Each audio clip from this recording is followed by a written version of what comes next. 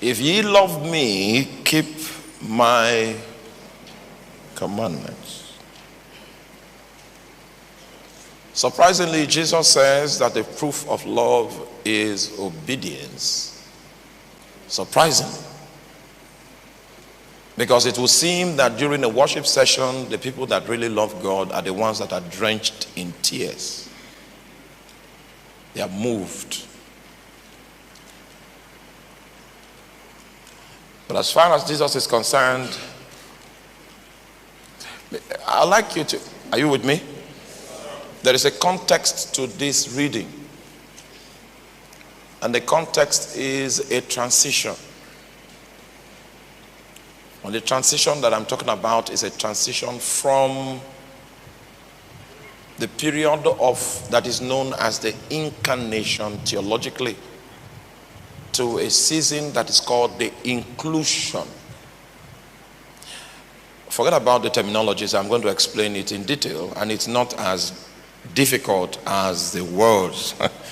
You know, when theologians want to sound very deep, we look for terminologies to but it's not as difficult, okay? So there was a transition that was about to take place from the incarnation, and you know what the incarnation is when God took on human flesh and walked this world. There was a season in which God's program was expressed in that development. But you see, that season was coming to an end, and a transition was taking place to bring another system of operation where Jesus will no longer be physically present, but Jesus will be manifest and accessible in the person and the ministry of the Spirit. You see, so this transition is huge, and the methods of doing things, the scope of doing things, the strategies of achieving things were all going to change because of the introduction of the regime of God's working that is about to shift. Hence, this John chapter 14 captures what we call a transition moment. Now, the instructions that were given in this moment, it seems a lot of people have forgotten our basic ground rules. Our ground rule is that when we gather like this, we are serious. We're not here for jokes. And so don't allow your ringtone to get in the way. It's an insult on the purpose for which we have gathered. It's an insult that you couldn't manage your phone even though you were told, and then you now allow it to constitute nuisance to the congregation. It's an insult. It's an insult.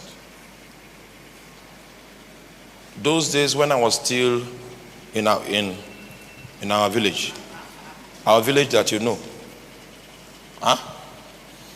someone was going to consult the oracle, because the place where I come from, everybody is spiritual.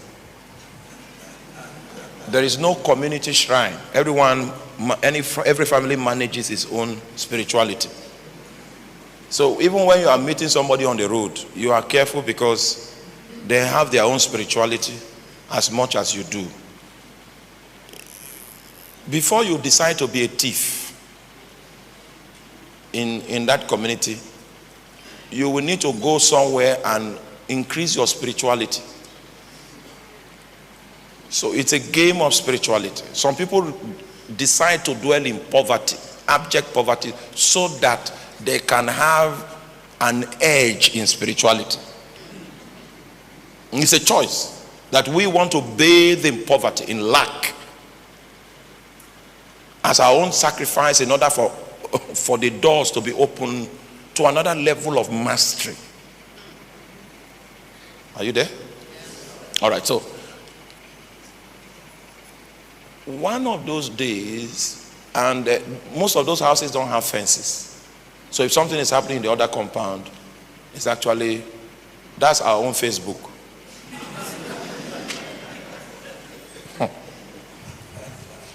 May the Lord give you understanding. So a woman now walks into the shrine and then now breaks one of the laws that the spirit had set. So what happened was that the spirit bound the woman from morning, and she couldn't leave the stool. The stool she sits to consult. She was arrested by the spirit from morning till midnight. Now, if you have not been in an environment where spiritual people are, you will come and see the way we run church and think we are serious. The way we run church in Lagos, you will think we are serious because you have not been around spiritual people. There are people that have donated their manhood, that they don't want to have children. Are you with me? If you come from the US and you bring things for them and probably say to them, I've expanded, my business has expanded, I want to take you with me, he will not accept, because he has seen the glory of the immaterial realm.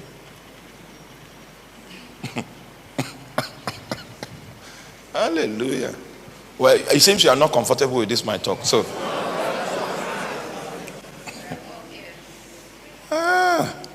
he has seen the glory of the immaterial realm, and if you see it, you won't exchange it for a vehicle or a train. You say they want to give you a train, not even a car, a train, one of those trains that they are trying to install. They say, this couch is yours. You will not take it. The only way that guy can be born again is that you that know Jesus manifest a dimension that is superior to what he knows. Because these people trade in what we call reality.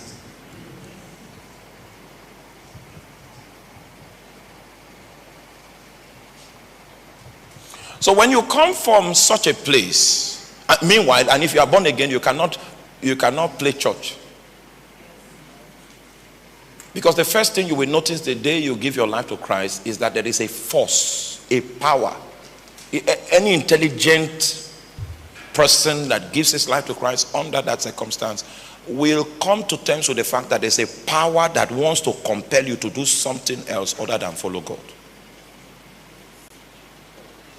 Initially, when you begin to pray and begin to engage God, you start falling sick as a sign that this is not your ordination. There was no contemplation that you will be on the path of righteousness. But you see, when you understand your context, you are at home with the realities that accompany your journey. Once upon a time, we were doing a long prayer, long fast, and we're doing that, and I just discovered that there was an attack on my lungs. And if I want to pray in tongues, are you with me? So you give your life to Christ in such an environment and you begin to advance. You want to advance, and then suddenly you notice that your lungs cannot accommodate tongues. As you pray in tongues, you feel a strange pain. For those of us that understand our context, that pain can by no means be a hindrance to your prayer. You pray in pain because you know that you are swimming against the tide.